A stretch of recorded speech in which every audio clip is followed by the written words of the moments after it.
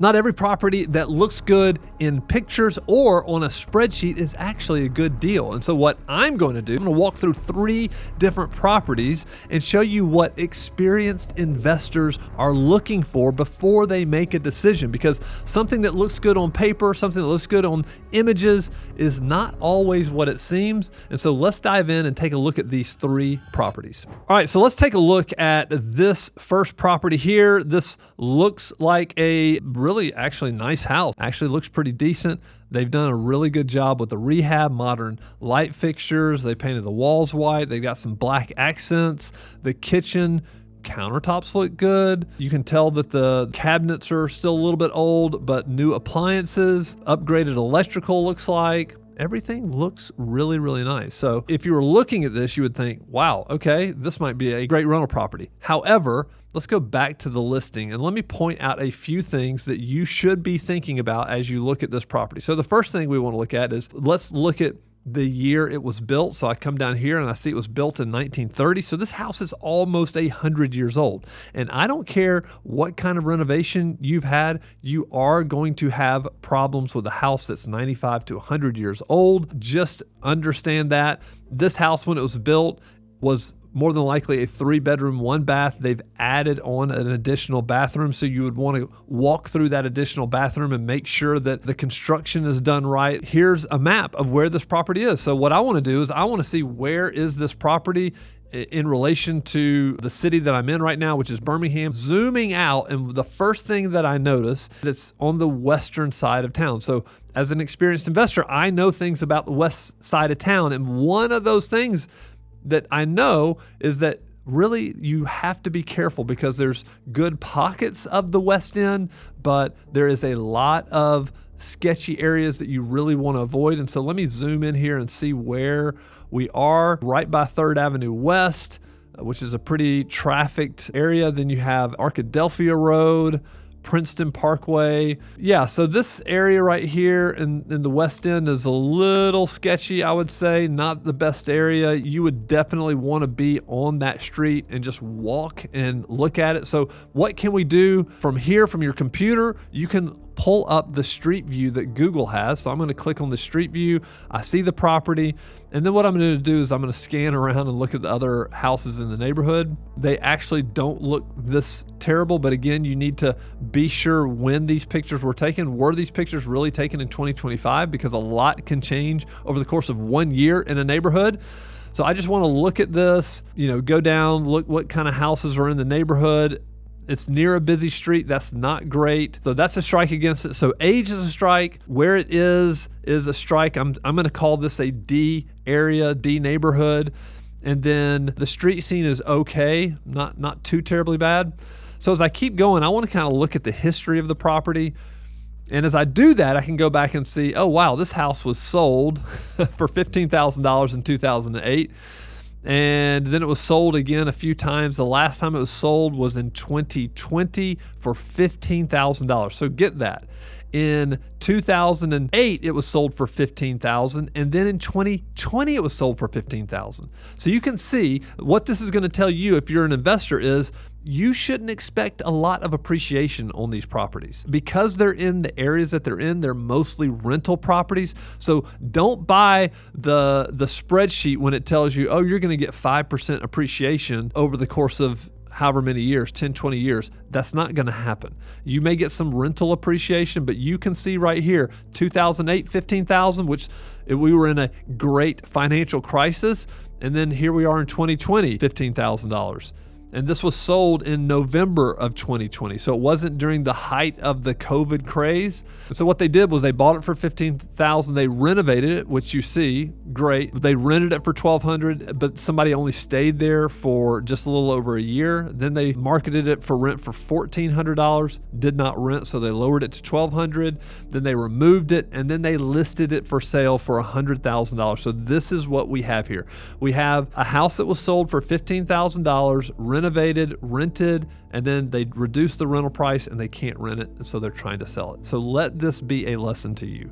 Like, you should never, I would never pay $100,000 for this house. It's not worth it. $1,200 is too much. As a property manager in this area, I know $1,200 is way too much. People in a 3-bedroom, 2-bath in this area, probably you're going to be sticking around $900, $950, maybe $1,000. These are the issues with this house. And even Zillow says the rent estimate is $1,200. Well, Zillow, you're wrong. This house is pristine, yet it's not going to rent for $1,200. The market can only bear so much. So this is how I would look at this type of property. You have warning signs all over the place. Could you buy it, or should you buy it for $50,000? Yeah, maybe at $50,000, fully renovated.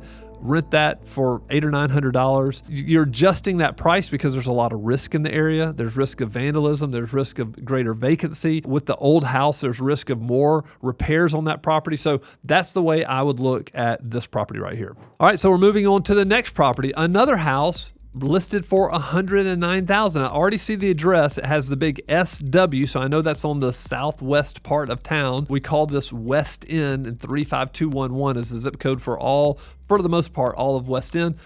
Interesting house. Let's look at the pictures.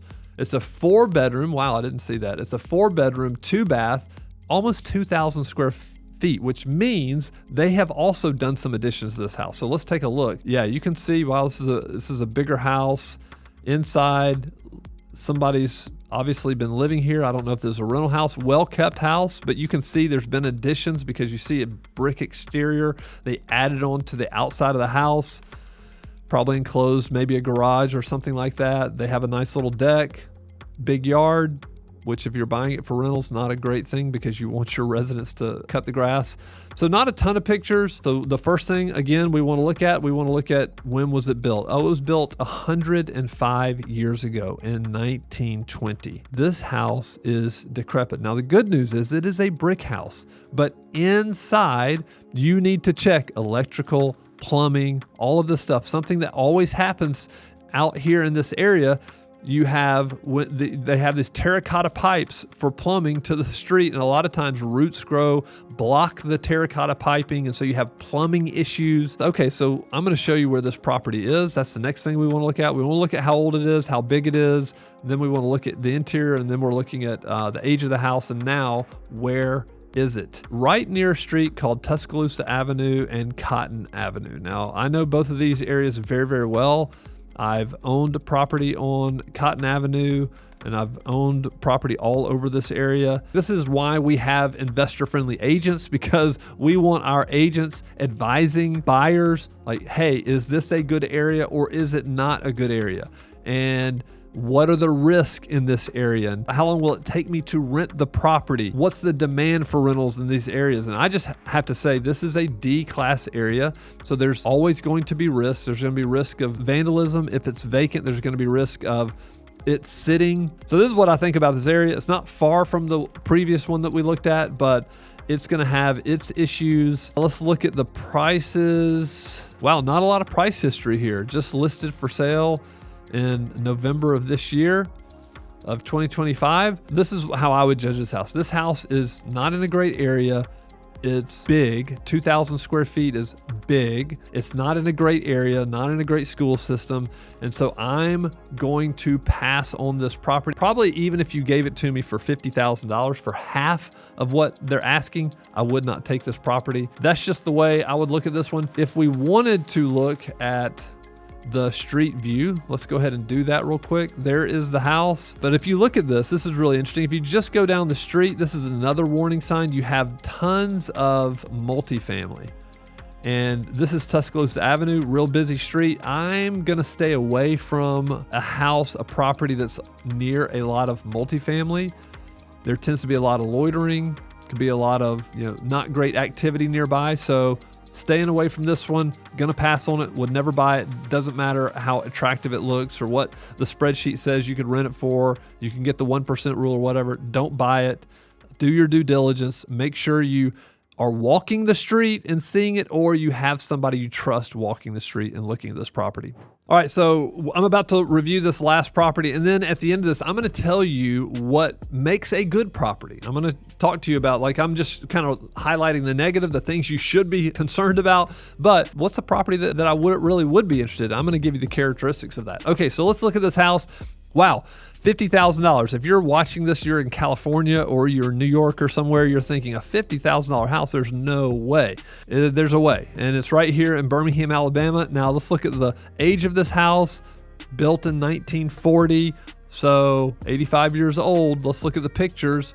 It's a smaller house. It's a 3-bedroom, 2-bath. 1,100 square feet, so they had to have added this bathroom because it wasn't originally built with 2 bathrooms, I'm guessing. You can see roof is kind of sketchy, siding is dirty, cabinets are not great, a lot of scuff marks all over the place, the appliances are gone. Here we are in the main room. Looks like you're gonna have to redo the hardwood floors, got to paint all the walls, redo the hardwoods, probably look at a roof, check the electrical, check the plumbing because it's an old house.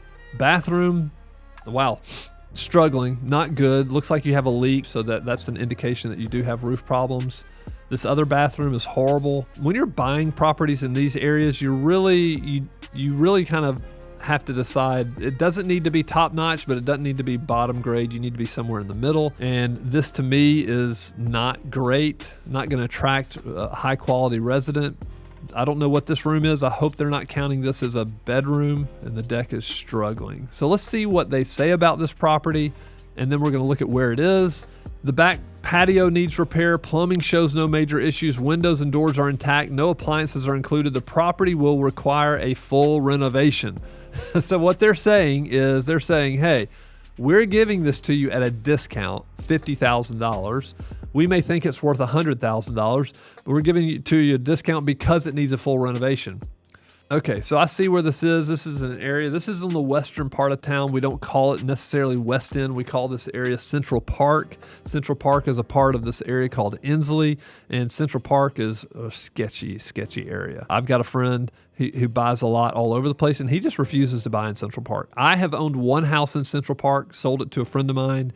They owned it for a while with the tenants, and then they sold it just based on the area, D- area. Don't like it. Just across the Highway 11, you've got Bellevue Heights, which is a better area. I would go find something over there. I would just avoid this area. And let's look at the price history of this, just so we can kind of get an idea of what's going on. It was sold in 2017 for $47,000.